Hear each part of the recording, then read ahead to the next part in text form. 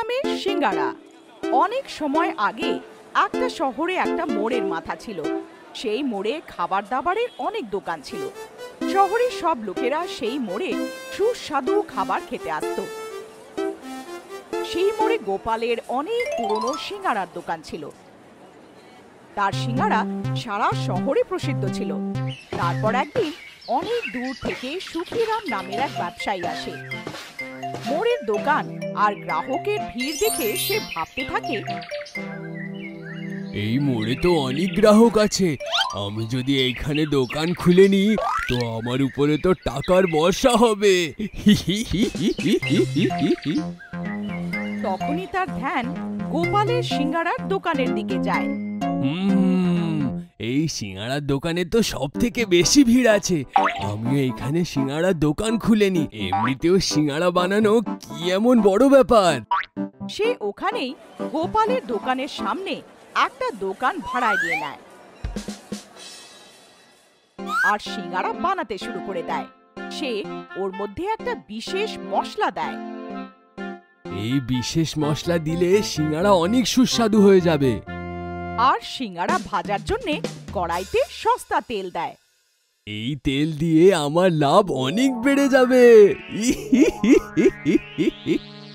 আর সিঙ্গারা বানিয়ে ফেলে। যে আমার সিঙ্গারা খাবে সে আঙুল চাটতে থাকবে। দাদা, দুটো সিঙ্গারা দিও তো। এই নাও। আরে বাহ, তোমার সিঙ্গারা তো অনেক সুস্বাদু। আমি বলেছিলাম না, যে আমার সিঙ্গারা খাবে আঙুল চাটতে থেকে যাবে। এই শুনে তার দোকানে গ্রাহকের ভিড় লেগে যায়। দেখতে দেখতে তার দোকান ভালো চলতে শুরু করে। সে রোজ সুস্বাদু সিঙ্গারা বানিয়ে বিক্রি করতে শুরু করে। অন্যদিকে সুখিরামের সিঙ্গারার জন্য গোপালের এত পুরনো দোকান এখন আর কেউ যেত না। তাই সে ভাবলো, একবার আমিও সুখিরামের সিঙ্গারা খেয়ে দেখি, আমিও তো দেখি সিঙ্গারাতে এমন কি আছে। গোপাল মুখ ঢেকে ওর দোকানে গেল আর দুটো সিঙ্গারা নিয়ে নিজের দোকানে আসে আর সেটা খায়। সিঙ্গারা খেয়ে সে বুঝে গেল, এই সিঙ্গারাতে ব্যবহার করা মশলাতে তো শরীর খারাপ হয়ে যায়, তাই সরকার এগুলোকে ব্যান করেছে। আমাকে সুখিরামের মুখোশটা খুলতেই হবে। তখনই তার একটা আইডিয়া আসে। হ্যাঁ, এই আইডিয়াটাই ভালো হবে। পরের দিন বিকেলে সে কিছু ওষুধ নিয়ে নিজের দোকানের বাইরে বসে। যখন গ্রাহক আসতে শুরু করে তখন সে জোরে জোরে আওয়াজ দিতে শুরু করে, পেট ব্যথার ওষুধ নিয়ে নাও, মাথা ব্যথার ওষুধ নিয়ে নাও, জ্বরের ওষুধ নিয়ে নাও। গোপালকে ওষুধ বিক্রি করতে দেখে কিছু লোকেরা তার দোকানে আসে। তুমি তো সিঙ্গারা বিক্রি করতে, তুমি ওষুধ বিক্রি করছো কেন? আমি সিঙ্গারা আপনাদের জন্যই বিক্রি করতাম আর ওষুধটাও আপনাদের জন্যই বিক্রি করছি। কিন্তু ওষুধের আমরা কি করব? আমাদের শরীর তো একদম ঠিক। হ্যাঁ, আমরা তো একদম স্বাস্থ্যবান। কিন্তু যদি এমনই সুখিরামের সিঙ্গারা খেতে থাকো তো কতদিন স্বাস্থ্যবান থাকবে? মানেটা কি? মানে এইটা যে সুখিরাম নিজের সিঙ্গারাকে সুস্বাদু করার জন্যে তার মধ্যে যে মশলা দেয় সেইটা আপনাদের শরীর খারাপ করতে পারে, তাই সরকার সেই মশলাগুলোকে ব্যান করেছে। কি? সেই সুখিরাম আমাদেরকে অসুস্থ করছে? একটু পয়সার লোভের জন্য সে আমাদেরকে ব্যান সিঙ্গারা খাওয়াচ্ছে, আমরা ওকে ছাড়বো না। ওরা সবাই সুখিরামের দোকানে আসে। বাইরে বের হও সুখিরাম। কি হলো? এত রেগে সিঙ্গারা কে চায় ভাই? আমরা তোমার থেকে সিঙ্গারা নিতে আসিনি, তোমাকে মজা দেখাতে এসেছি। কিন্তু কেন? কারণ তুমি সুস্বাদু সিঙ্গারা বলে আমাদের ব্যান মশলা খাওয়াও। এই শুনে সুখিরাম বুঝে গেল যে তার সুস্বাদু সিঙ্গারার গোপন কথা সবাই জেনে গেছে। সে ভয় পেয়ে বলল, আমাকে ক্ষমা করে দাও, এখন থেকে আমি এমনটা করব না। এখন থেকে আমরা তোমাকে এই মোড়ে থাকতে দিলে তাহলে তো তুমি কিছু করবে না। আর তারপরে সব শহরের লোকেরা মিলে সুখিরামকে মোড়ের মাথার থেকে বার করে দেয়। এইভাবে গোপাল নিজের বুদ্ধি দিয়ে সুখিরামের মুখোশ খুলে দেয় আর শহরের লোকেদের বিশ্বাস জগায় যে সুখিরামের সিঙ্গারা আসলে দুঃখীরামের সিঙ্গারা ছিল। মাদার্স ডে, মা আর টর্চার। এটা তখনকার কথা যখন গাট্টু চিংকির বাবা অফিসের কাজে 1 সপ্তাহের জন্য বাইরে যাচ্ছিলেন। বাচ্চারা, মাকে একদম জ্বালাবে না, আর খেলাধুলোর সাথে সাথে পড়াশুনোতেও মন দেবে, ভালো করে থাকবে। 1 সপ্তাহের মধ্যে ফিরে আসবো। আর ঠাকুমা আসছে তোমাদের কোম্পানি দেওয়ার জন্য, ঠিক আছে? এই নাও কিছু টাকা, যা মন চায় খেও। বাবা গাট্টু চিংকিকে কিছু টাকা দিয়ে চলে যায়। আর যেই বাবা বেরিয়ে যায় অমনি মায়ের টর্চার শুরু হয়ে যায়। গাট্টু চিংকি, তোমরা এখনো ঘুমাচ্ছ? ওঠো, স্কুল যেতে হবে। মা প্লিজ, আর 5 মিনিট। ভুলে গেছো বাবা কি বলে গেছেন? মাকে একদম জ্বালাবে না। তাড়াতাড়ি রেডি হও, আমি তোমাদেরকে স্কুলে দিয়ে আসবো। মা, বাবাও তো অ্যাডজাস্ট করে। আমাদের যতই দেরি হোক না কেন, আমাদের স্কুলে না দিয়ে কখনো অফিসে যায় না। তুমি আমাদের কিছুক্ষণ ঘুমাতে দাও, তারপর স্কুল দিয়ে আসবে। আমি তোমাদের মা, বাবা নই। আমাকে শেখাতে এসো না। তাড়াতাড়ি ওঠো, না হলে টিফিনে জল খাবার কিচ্ছু পাবে না। এই কথা শুনে গাট্টু চিংকি রেগে মেগে বিছানা থেকে নেমে স্কুলে যাওয়ার জন্য রেডি হতে শুরু করে। তোমাদের দুজনের টিফিন ব্যাগে ভরে দিয়েছি, এবার ব্যাগটা নিয়ে নিচে এসো। আমি অনলাইন ট্যাক্সি বুক করেছি, এক্ষুনি চলে আসবে। বাবা তো আমাদের ব্যাগটা গাড়ি অবধি নিয়ে যায়, তুমি কেন আমাদেরকে ব্যাগ তুলতে বলছো? আমি বাবা নই, আমি মা। একই কথা বারবার বলবো না। চলো, তাড়াতাড়ি চলো। মায়ের এই ব্যবহারে গাট্টু চিংকির কান্না পেয়ে গেল। আমরা তোমার সাথে স্কুলে যাব না। আমার সাথে যাবে না তো কার সাথে যাবে? হরির বাবা আছে তো, আমরা ওনার সাথে চলে যাব। এই কথা শুনে মাও রেগে গেল। ঠিক আছে, যার সাথে খুশি যাও, আমার মাথা খেও না। এই কথা বলে মা রাগ করে রান্নাঘরে চলে যায়। আর গাট্টু চিংকিও রেগে মেগে হল থেকে বেরিয়ে যায়। আর ঠাকুমা সোফাতে বসে এই সব কিছু দেখতে থাকে। গাট্টু চিংকির স্কুল শেষ হওয়ার পর তারা বাড়ি ফেরার জন্য যখন বাইরে বেরোয়, তখন হাড়ি দৌড়াতে দৌড়াতে ওদের কাছে আসে। সরি রে, বাবার মিটিং আছে, তাই উনি আমাদের নিতে আসতে পারবেন না। আর আমার মা স্কুটি নিয়ে আসছে, আর স্কুটিতে আমাদের 3 জনের জায়গা হবে না। তুই যদি বলিস তাহলে আমি আমার মাকে বলবো তোর মাকে ফোন করে দিতে, তাহলে তোর মাও তোদের নিতে চলে আসবে। এই শুনে গাট্টু চিংকি রেগে গিয়ে একসাথে বলে ওঠে, কোনো দরকার নেই। আর তারপর গাট্টু চিংকি হেঁটে হেঁটে বাড়ির দিকে রওনা দেয়। হরির মা কত ভালো, ওকে নিতে আসছে। আমাদের মাও তো আমাদের নিতে আসতে পারতো। মা কেন আসবে? মা তো আমাদের ভালোই বাসে না। গল্প করতে করতে দুজনে ভোলা কচুরি সেন্টারের সামনে পৌঁছলো, যেখানের কচুরি পুরো শহরের ফেমাস ছিল। লকডাউনের পরে এই প্রথম ভোলা তার দোকান খুলেছে। এবার তো পেট ভরে কচুরি খেয়ে তারপরই যাব। হ্যাঁ হ্যাঁ, বাবা আমাদের অনেক টাকা দিয়েছেন। তারপর কি, দুজনে পেট ভরে কচুরি খেয়ে ভোলা শেঠের বিল মিটিয়ে দেয়। মাও খুব কচুরি খেতে ভালোবাসে, আমাদের মায়ের জন্য কচুরি নিয়ে যাওয়া উচিত। না না, মা আমাদের ব্যাপারে একটুও ভাবে না, তাই আমরাও মায়ের ব্যাপারে কেন ভাববো? তারপর গাট্টু চিংকি বাড়ি ফিরে এলো। হলে ঠাকুমা ওয়েট করছিল। তোমরা এসে গেছো, মা কই? এই কথা শুনে গাট্টু চিংকি চমকে গেল। মা কোথায় মানে? মা ঘরে নেই? আরে, যেই তোমাদের মা যেই শুনলো যে হরির বাবা তোমাদের নিতে যেতে পারবে না, অমনি তোমাদের মা তোমাদের স্কুলে নিতে চলে গেল। এই শুনে গাট্টু চিংকি চিন্তায় পড়ে যায়। ঠাকুমা, আমরা তো হেঁটে হেঁটে বাড়ি ফিরলাম, মাকে তো কোথাও দেখলাম না। ঠাকুমা মাকে ফোন করে, কিন্তু মোবাইল আউট অফ নেটওয়ার্ক বলছিল। এই দেখে গাট্টু চিংকি আরো চিন্তায় পড়ে যায়। আস্তে আস্তে রাত ঘনিয়ে আসে, কিন্তু মা আর বাড়ি ফেরে না। গাট্টু চিংকি ঠাকুমার কাছে গিয়ে হাউ মাউ করে কাঁদতে থাকে। ঠাকুমা, মা কখন আসবে?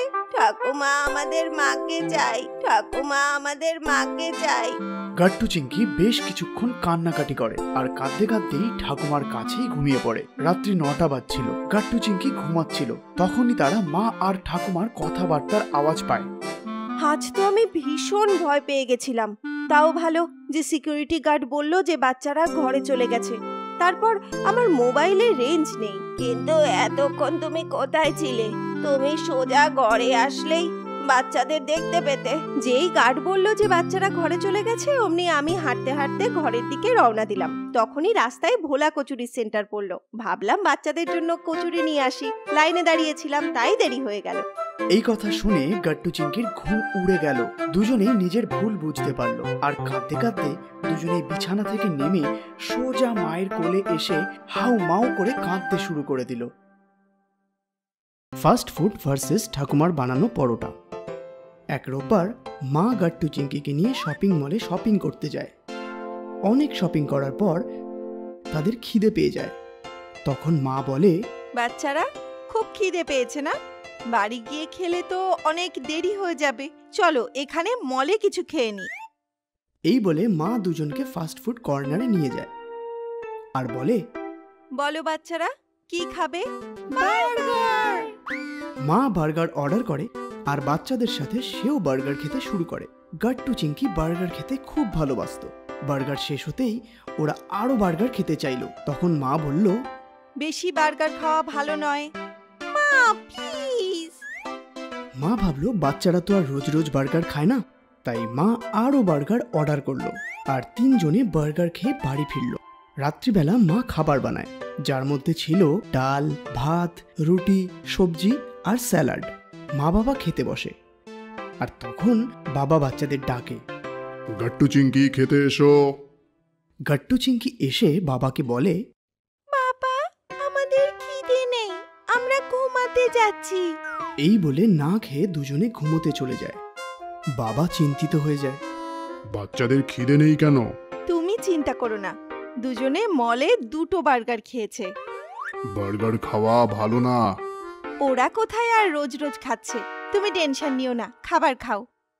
পরের দিন সকালে উঠে মা গাট্টু চিংকির জন্য টিফিন তৈরি করে আর সেই টিফিন নিয়ে গাট্টু চিংকি স্কুলে যায়। সন্ধেবেলা দুজনে স্কুল থেকে এসে মাকে নিজের টিফিন দিয়ে ফ্রেশ হতে চলে যায়। মা দুজনের টিফিন খুলে যা দেখে তাতে চমকে যায়। তখনই মা গাট্টু চিংকিকে ডাকে। গাট্টু চিংকি আসতেই মা বলে, এ কি, টিফিন খাওনি কেন তোমরা? মা, আজ বান্টির বার্থডে ছিল, ও আমাদের জন্য বার্গার অর্ডার করেছিল। বার্গার খেয়ে আমাদের পেট ভরে গেছিল, তাই আর টিফিন খাইনি। আরে কিন্তু আমি তোমাদের পছন্দের খাবার বানিয়েছিলাম, ওটা তো ওয়েস্ট হয়ে গেল না? আমাদের শুধু বার্গার পছন্দ, আর কিছু না। রাত্রিবেলা বসে গাট্টু চিংকি সব সীমা পার করে দেয়। তারা কিছুতেই খাবার খেতে চায় না আর বাবার কাছে বার্গার খাওয়ার জেদ করতে থাকে। গাট্টু, চিংকি খাবার খেয়ে নাও, তোমাদের পছন্দের পালক পনির বানিয়েছি।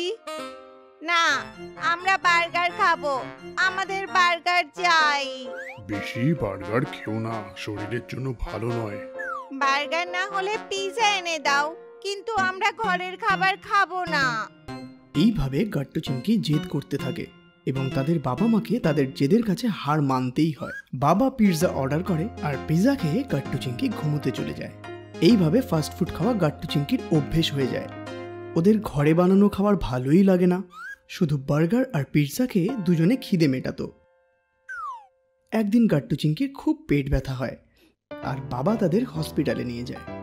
গাট্টু চিংকির রিপোর্টস দেখে ডাক্তার বলে, ওদের ডাইজেস্টিভ সিস্টেম তাড়াতাড়ি খারাপ হয়ে যাচ্ছে, এত কম বয়সে এরকম হওয়া উচিত নয়।